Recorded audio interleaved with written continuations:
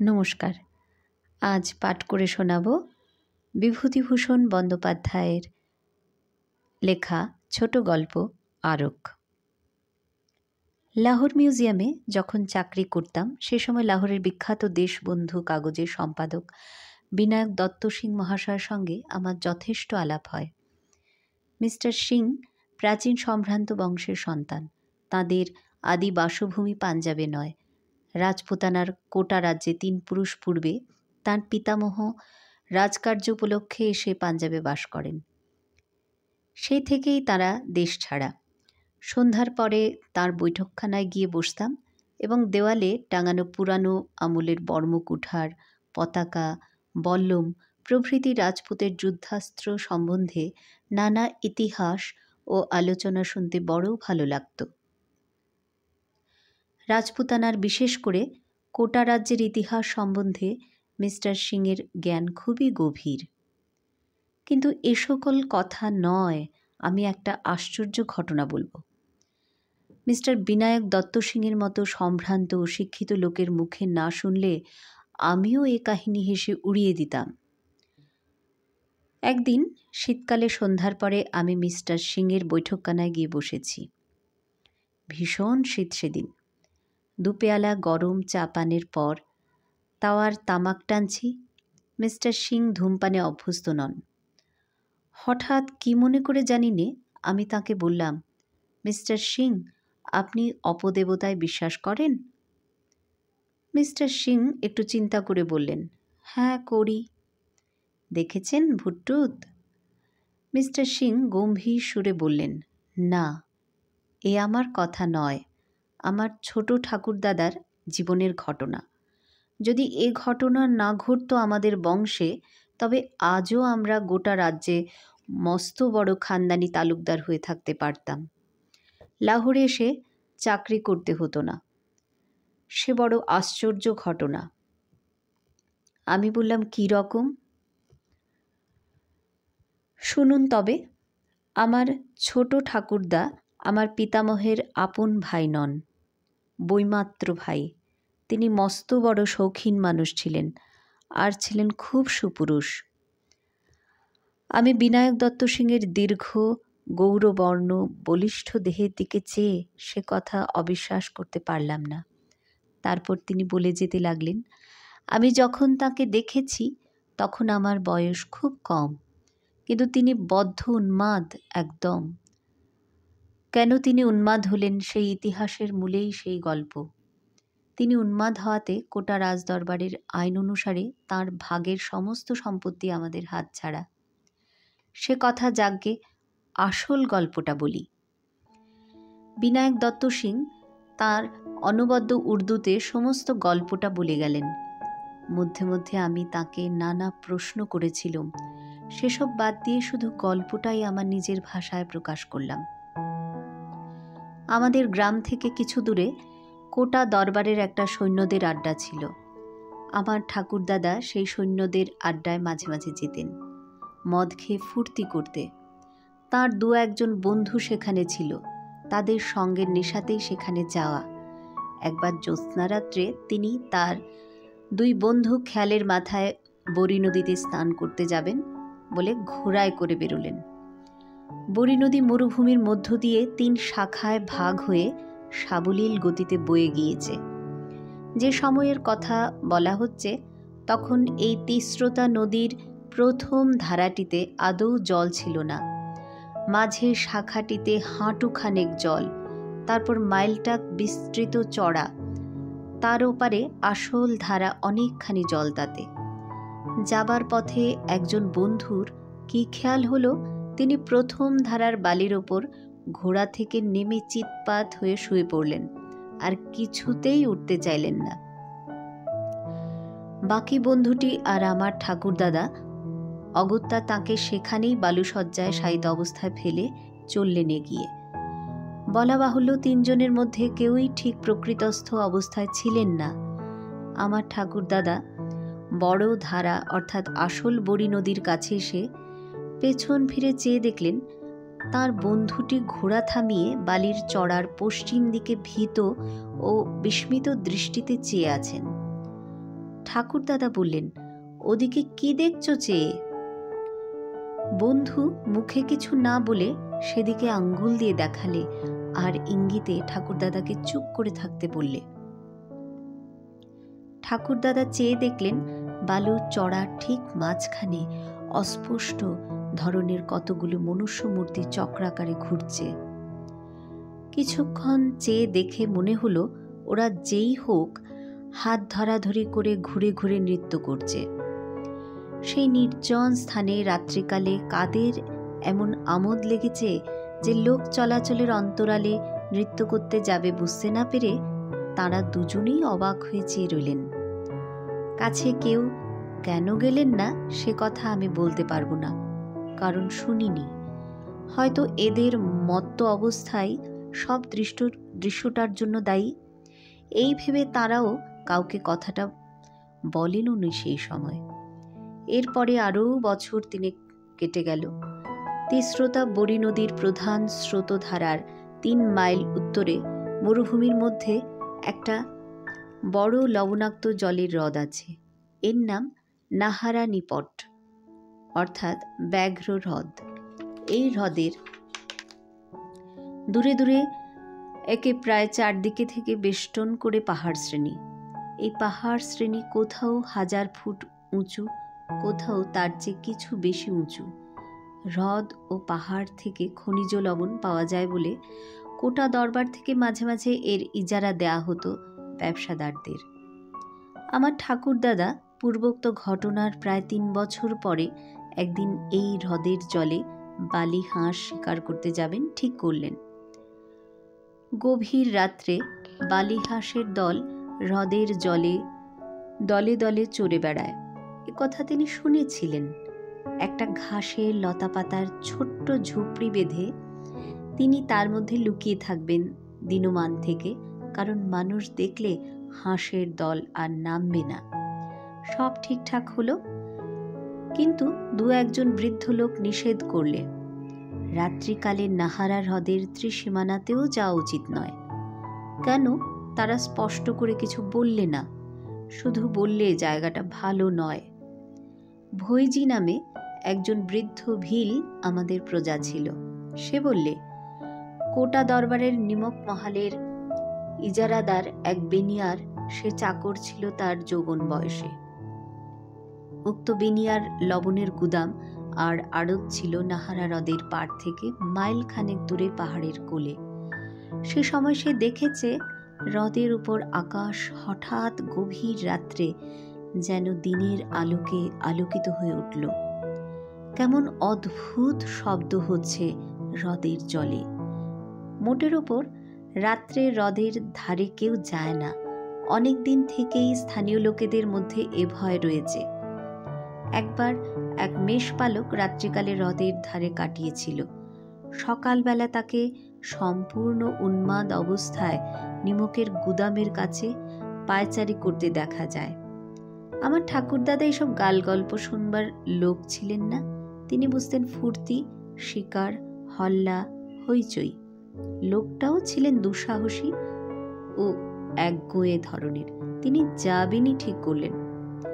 বৃদ্ধ ভিল তাকে বললে, হুজুর, হাঁসের দল যদি জলে নামে তবে সে রাত্রে কোনো ভয় নেই জানবেন।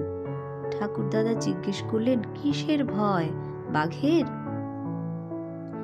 তার চেয়েও ভয়ানক কোনো জানোয়ার হতে পারে, কি জানি হুজুর, আমার শোনা কথা মাত্র, ঠিক বলিতে পারিনে। তুই সঙ্গে থাক না, বকশিস দেব। মাপ করবেন হুজুর, 100 রুপয়া দিলেও না। রাত কাটাবে কে নাহারানিপটের ধারে? প্রাণের ভয় নেই, আমরা ভিল, বাঘের ভয় রাখিনি। এই হাতে তীর দিয়ে কত বাঘ মেরেছি, কিন্তু হুজুর, বাঘের চেয়েও ভয়ানক কোনো জীব কি দুনিয়ায় নেই? আমার ঠাকুরদাদা নাহারা হ্রদ ভালো জানতেন না। ঠিক আমাদের অঞ্চলের হ্রদটা নয়, আমাদের গ্রাম থেকে 40 মাইল দূরে। তখনই তিনি ভিলদের গ্রাম থেকে রওনা হয়ে 7-8 মাইল হেঁটে পাহাড় ডিঙিয়ে সমতল ভূমিতে নামলেন। দূরে মস্ত বড় হ্রদটায় লবণাক্ত জলরাশি তখন সূর্য তাপে চকচক করছে। জনপ্রাণী নেই কোনো দিকে। বেলা তখনও অনেকখানি আছে। এমন সময়ে ঠাকুরদাদা হ্রদের ধারে পৌঁছে গেলেন এবং নলখাগড়া ও শুকনো ঘাস দিয়ে সামান্য একটু আবরণ মতো তৈরি করে নিলেন জলের ধারে, যার আড়ালে তিনি বন্দুক নিয়ে লুকিয়ে থাকতে পারেন, হাঁসের দল তাকে না টের পায়। সন্ধ্যা উত্তীর্ণ হয়ে গেল। রাঙা রোদ দূরের পাহাড়ের গা থেকে মিলিয়ে গিয়েছে অনেকক্ষণ। সুন্দর চাঁদ উঠল পূবের পাহাড় ডিঙিয়ে। কৃষ্ণপক্ষের আঁধার রাত্রি। একদল সবুজ বনটিয়া জলের ধারে নেমে আবার উড়ে গেল। নির্জন নিস্তব্ধ মরুভূমি আর হ্রদ। 2 দণ্ড পরে জ্যোৎস্না ফুটে উঠল হ্রদের বুকে। ধপধপে জ্যোৎস্না, কৃষ্ণা দ্বিতীয়ার। 2 দিন মাত্র আগে হেমন্ত পূর্ণিমা চলে গিয়েছে। যত রাত বাড়ে তত শীত নামে। শীতের মুখে বালিহাঁস আসবার সময়, কিন্তু কই একটা হাঁসও আজ নামছে না কেন? বৃদ্ধ ভিলের কথা মনে পড়ল ঠাকুরদার। হাঁসের দল যদি নামে তবে সে রাত্রি বিপদহীন বলে জানবেন, যদি না নামে তবে কিসের বিপদ? বাঘ জল খেতে আসে পাহাড় থেকে? রাত্রিক্রমে গভীর হল। অপূর্ব জ্যোৎস্নালোকে হ্রদের জল, মরুভূমির নোনা বালি রহস্যময় হয়ে উঠছে। কোনো শব্দ নেই কোনো দিকে। ঠাকুরদাদা যথেষ্ট দুঃসাহসী হলেও তাঁর যেন গা ছমছম করে উঠল জ্যোৎস্নার সে ছন্ন ছাড়া অপার্থিব রূপে। তিনি চামড়ার বোতল বের করে কিছু আরক সেবন করলেন। হঠাৎ হ্রদের তীরের পশ্চিমাংশে চেয়ে দেখে তাঁর মন আনন্দে দুলে উঠল। জ্যোৎস্নালোকে আকাশের নিচে একদল বালিহাঁস নামছে।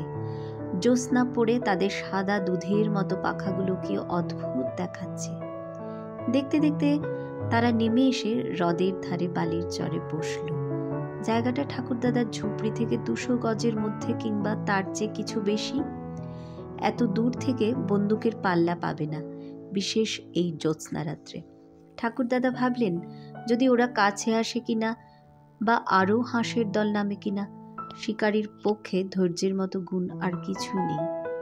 একদৃষ্টে হাঁসগুলোকে লক্ষ্য করাই ভালো, কিন্তু পরক্ষণেই ঠাকুরদাদা বিষয়ে নিজের চোখ বারবার মুছলেন।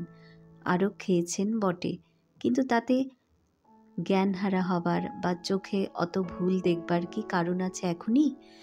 অতঃপর যা ঘটল তা বিশ্বাস করা না করা আপনার ইচ্ছা মিস্টার ব্যানার্জি। কিন্তু এ গল্প আমি বাবার মুখে অনেকবার শুনেছি, আমার বংশের ঘটনা, কাজে আমি আপনাকে মিথ্যে বলছি বানিয়ে। অন্তত এইটুকু ভাববেন না। ঠাকুরদাদা দেখলেন সেই হাঁসগুলো সাধারণ হাঁসের মতো নয়, অনেক বড়, অনেক অনেক বড়। হাঁসের মতো তাদের চাল চলন নয়। তারপরেই মনে হলো সেগুলো হাঁসই নয় আদপে, সেগুলো মানুষের মতো চেহারা বিশিষ্ট। বেচারি ঠাকুরদাদা আবার চোখ মুছলেন। আরও ওইটুকু খেয়েই আজ আবার একই দশা। পরক্ষণেই সেই জীবগুলি জলে নামল এবং হাঁসের মতো সাঁতার দিয়ে তিনি যেখানে লুকিয়ে আছেন তার কাছাকাছি জলে এসে গেল। কৃষ্ণা দ্বিতীয়ার পরিপূর্ণ জ্যোৎস্নাতে বিস্মিত, ভীতচকিত, দুঃসাহসী আরক সেবনকারী ঠাকুরদাদা দেখলেন তারা সত্যি হাঁস নয়, একদল অত্যন্ত সুন্দরী মেয়ে। শুভ্র তাদের বেশ, জ্যোৎস্না পড়ে চিকচিক করছে। তাদের হাসি, মুখশ্রী সবই অতি অদ্ভুত ধরনের সুন্দর। কতক্ষণ ধরে তারা নিজেদের মধ্যে খেলা করলে জলে। রাজহংসের মতো সুঠাম ধরনে নিঃশব্দে সুন্দর ভঙ্গিতে হ্রদের বুকে সাঁতার দিতে লাগলো। তারপর কতক্ষণ পরে তা ঠাকুরদাদার আন্দাজ ছিল না, কারণ তখন ঠাকুরদাদা সময়ের জ্ঞান হারিয়ে ফেলেছেন। ওরা সবাই জল থেকে উঠল এবং অল্প পরেই জ্যোৎস্নাভরা আকাশ দিয়ে ভেসে হাঁসের মতোই শুভ্র পাখা নেড়ে অদৃশ্য হয়ে গেল। হ্রদের তীরের বাতাস তখনও তাদের অপূর্ব দেহ গন্ধে ভরপুর। আমার ঠাকুরদাদা নিজের গায়ে চিমটি কেটে দেখলেন তিনি জেগে আছেন কিনা। তখন তার আরকের নেশা ছুটে গিয়েছে। একটু পরে রাত ফর্সা হয়ে জ্যোৎস্না মিলিয়ে গেল। তিনি উদ্ভ্রান্ত মস্তিষ্কে হ্রদের পাড় থেকে হেঁটে চলে এলেন পাহাড়ের কোলে। সেখান থেকে পৌঁছলেন ভিলদের গ্রামে। বৃদ্ধ ভিল ভৈজি তাকে বললে, হুজুর, হাঁস নেমেছিল কাল? ঠাকুরদাদা মিথ্যা কথা বললেন। হাঁস নেমেছিল, কিন্তু একটাও মারতে পারেননি।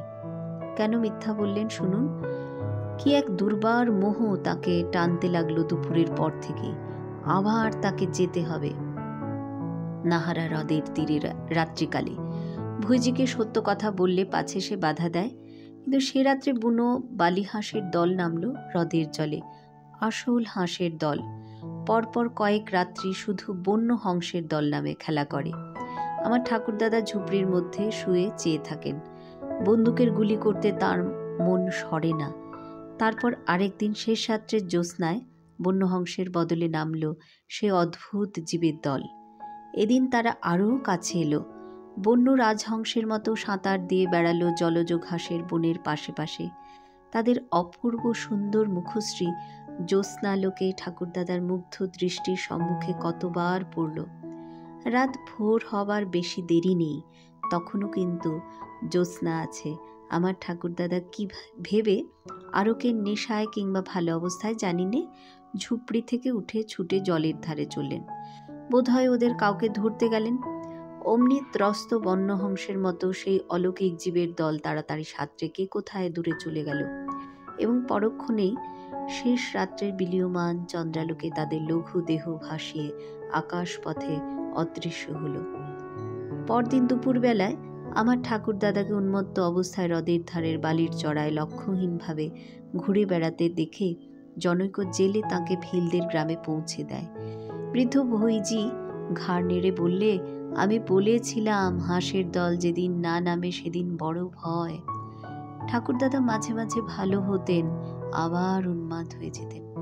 ভালো অবস্থায় বাড়িতে গল্প করেছিলেন, একবার নয় অনেকবার।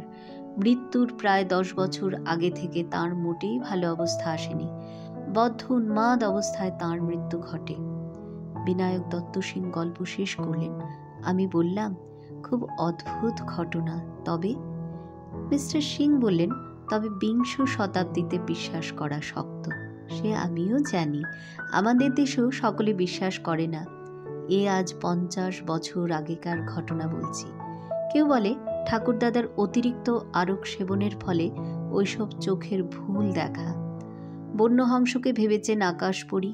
আবার কেউ বলে না, আকাশপরী দেখলেই লোকে পাগল হয়। সেই বৃদ্ধ ভিল ভইজি সেই কথাই বলতো। কি করে বলবো কোনটা সত্যি কোনটা মিথ্যে? তখন আমার জন্মই হয়নি। কেমন অদ্ভুত না? অবিশ্বাস্য। সত্যি এ যুগে কি কেউ বিশ্বাস করবে? ভালো লাগলে লাইক করবেন। নমস্কার।